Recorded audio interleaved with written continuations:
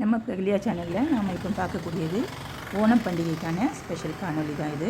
பொன்னோன கண்ணனை காண வாங்க போகலாம். கிருஷ்ணா குருவாயூரப்பா. இதோ கோயிலுடைய முன்வாசலில் விளக்கு, அதன் பின்ன கருடன் வாகனம். இதை தாண்டி தான் நம்ம கோயிலுக்கு போக முடியும். இதுதான் கிழக்கே நட, அதாவது கோயிலினுடைய கிழக்கு வாசல். கிழக்கு வாசலில் நுழைஞ்சதுமே இந்த பக்கம் பாலகிருஷ்ணனும் வெண்ணையோடு உள்ள பாலகிருஷ்ணனும், இதனுடைய அடுத்த பக்க தூணில் விஷ்ணுவையும் நம்ம பார்க்க முடியும். நம்ம கோயிலை நோக்கி போகும்போதே வழியெங்கிலும் ஓணத்துடைய ஓண ஆகோஷம், அதாவது ஓணம் பண்டிகையினுடைய சந்தோஷத்தை நம்ம பார்க்க முடியும். இந்த பக்கமும் அந்த பக்கமும் கடைகளில் ஓணக்கோடி கடைகள் எங்கிலுமே நம்ம புத்தாடை, ஓண புத்தாடைகளை நம்ம பார்க்க முடியும். புதுசாக புது டிசைனில் துணிமணிகள், இனிப்பு பண்டம், ஸ்வீட்ஸு, ஸ்நாக்ஸு இதெல்லாம் நம்ம பார்க்க முடியும். 10 நாளும் கேரளாவில் ஓணப்பண்டிகை நல்ல விசேஷமாக கொண்டாடப்படும். இந்த 10 நாட்கள்லேயும் எல்லா வீடுகளுக்கு முன்பும் கோயில்கள்லேயும் விதவிதமான வண்ண வண்ண பூக்களால் பூக்கோலம் போடுவாங்க.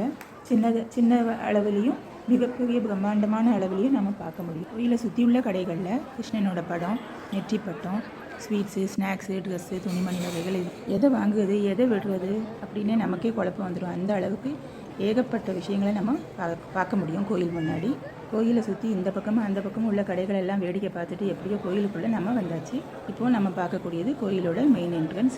சுவாமி முன்னாடி பூக்களால் அழகான வகையில் அலங்காரம் செய்யப்பட்ட சிவன் வடிவில் பூக்கோலம் போட்டிருந்தாங்க. இப்போ நம்ம பார்க்கக்கூடியது துலாபாகம். இன்றைக்கி ஏகப்பட்ட கல்யாணம் நடந்தது. கோயிலில் எப்போவுமே கூட்டம் உண்டு. சுவாமியை பார்க்கறதுக்காகவும் இப்போ பண்டிகைக்கான கூட்டம், அதாவது கோயிலில் பூக்கோலம் எல்லாம் பார்க்க வருவாங்க. இதோட கல்யாணம் நடந்ததுன்னா அந்த கல்யாணத்துக்கு வரக்கூடியவங்க கூட்டமும் அதிகமாக உண்டு. அதை தாண்டி நாம் கோயிலை போய் பார்த்துட்டு வந்துட்டோம். இப்போ நம்ம பார்க்கக்கூடியது கோயிலோட கோபுர கலசம். அப்படியே நடந்தோம், கிழக்கு வாசல் முன்னாடி போயிட்டு சாமி கும்பிட்டுட்டு பூக்கோலத்தையும் நம்ம ரசித்து பார்த்தோம்.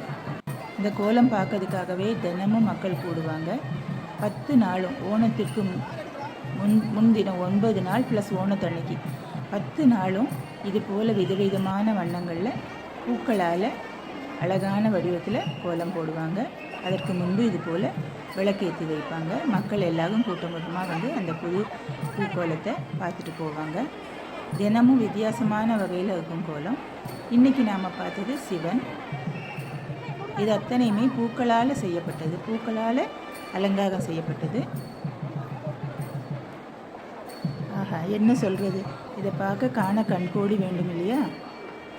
நாங்கள் பார்த்த இந்த காட்சியை உங்களுக்காகவும் இந்த காணொளி மூலமாக வழங்கலான்னு சொல்லி தான் இதை போட்டோம். கோயிலுக்கு பார்த்தவங்க இதுக்கு ஒரு லைக் பண்ணுங்கள். கோயிலுக்கு பார்க்க முடியலை, தரிசனம் பண்ண முடியாதவங்க இந்த காணொளி காட்சியை பார்த்து கடவுளை வணங்கி நம்ம பிரார்த்தனையை சமர்ப்பிக்கலாம். கிருஷ்ணா குருவாயூரப்பா. பக்கத்தில் கல்யாணம் நடக்குது, அதனுடைய கட்டு மேளம் தான் இது. எல்லாருக்கும் எங்களுடைய ஓணப்பண்டிகை நல்வாழ்த்துக்கள். எல்லாருக்கும் எங்களுடைய ஓணாசம்சைகள். ஹேப்பி ஓணம்.